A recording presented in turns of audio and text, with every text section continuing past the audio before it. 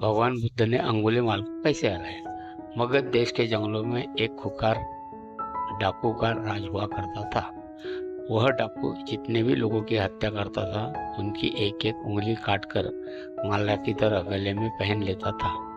इस वजह से डाकू को सभी अंगुलीमाल के नाम से जानते थे। मगध देश के आसपास के सभी गांवों में अंगुलीमाल का आतंक था। एक दिन उसी जंगल के पास से एक गांव में भगवान बुद्ध पहुंचे। उन्हें देखकर हर किसी ने उनका अच्छी तरह से स्वागत किया। कुछ देर उस गांव में रुकते ही भगवान बुद्ध को थोड़ा सा अजीब सा लगा। तभी उन्होंने लोगों से पूछा, आप सभी लोग इतने डरे हुए और घबराए हुए क्यों हो? सभी लोगों ने एक एक करके अंगुलीमाल डाकू द्वारा की जा रही हत्याओं के बारे में बताया।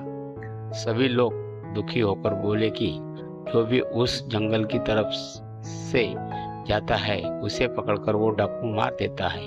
अब तक उसने 99 लोगों को मार चुका है और उनकी उंगलियां को काटकर उन्हें गले में माला की तरह पहनकर घूमता है। अंगुलीमाल के आतंक की वजह से ये हर कोई व्यक्ति उस जंगल के पास से गुजरने से डरता है। इन सभी बातों को सुनने के बाद भगवान बुद्ध ने उसी जंगल से जाने का फैसला किया। जैसे ही भगवान बुद्ध उस जंगल की ओर जाने लगे तो लोगों ने कहा कि वहां जाना खतरनाक है, वो डाकू किसी को भी नहीं छोड़ता।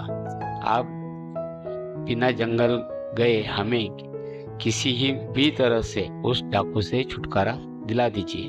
भगवान बुद्ध ने सारी बातें सुनने के बाद ही जंगल की ओर निकल पड़े। कुछ ही देर में भगवान बुद्ध जंगल पहुंच गए। जंगल में महात्मा के भेष में एक अकेले ही व्यक्ति को देखकर अंगुलीमाल को बड़ी हैरानी हुई। उसने सोचा कि इस जंगल में लोग आने से पहले डरते हैं। ये महात्मा तो बिना किसी डर से अकेले ही जंगल से जा रहा है।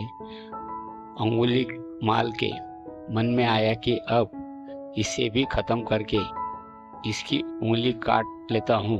तभी अंगुलीमाल ने कहा, अरे आगे की ओर बढ़ते हुए कहाँ जा रहे हो? ठहरो। भगवान बुद्ध ने उनकी बातों को अनसुना कर दिया। फिर गुस्से से डाकू बोला, मैंने कहा रुक जाओ। तब भगवान बुद्ध ने उसे पलटकर देखा कि लंबा चौड़ा बड़ी बड़ी आंखों वाला आदमी जिसके गले में उंगलियों की माला थी वो उन्हें घूर रहा था। उनकी तरफ देखने के बाद भगवान बुद्ध ने दोबारा से चलने लगे। गुस्से में तमतमाते हुए अंगुलीमाल डाकू उनके पीछे अपनी तलवार लेकर दौड़ने लगा। डाकू जितना भी दौड़ता लेकिन उन्हें पकड़ नहीं पाता। दौड़ दौड़ कर वो थक गया।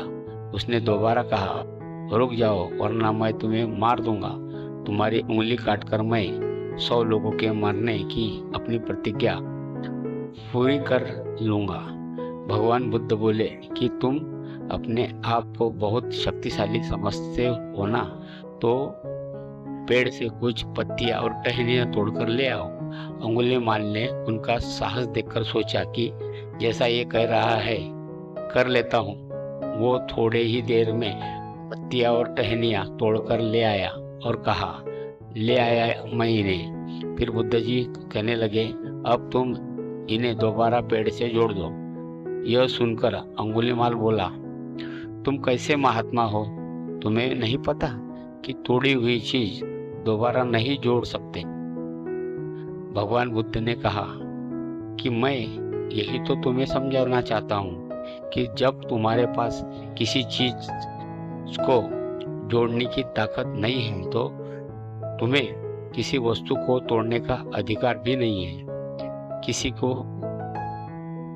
जीवन दे नहीं सकते तो तुम्हें उन्हें मारने का कोई अधिकार नहीं। यह सब सुनकर अंगुलीमाल के हाथों से हथियार छूट गया। भगवान बुद्ध आगे बोले, तू मुझे रुक जा कर रहा था, मैं तो कब से स्थिर हूँ। वो तो तू ही है जो अस्थिर नहीं है। अंगुलीमाल बोला, मैं तो 1001 जगह पर खड़ा हूँ तो कैसे अस्थिर हुआ हूँ और अब तक से चलते रहे। भगवान बुद्ध बोले, मैं लोगों को क्षमा करते स्थिर हूँ और तू हर किसी को पीछे उसकी हत्या करते हुए भगने की वजह से अस्थिर हो। यह सब सुनकर अंगुलीमाल डाकू की आंखें खुल गई और उसने कहा, आज के बाद मैं किसी की हत्या नहीं करूँगा। रोते हुए अंगुलीमाल डाकू भगवान बुद्ध के चरणों पर गिर गया। उसी दिन से अंगुलीमाल ने बुराई का रास्ता छोड़ दिया और वो एक बहुत ही बड़ा सन्यासी बन गया। कहानी से सीख, सही मार्गदर्शन मिलने पर डाकू जैसा व्यक्ति भी बुराई का रास्ता छोड़कर अच्छाई को चुन लेता है।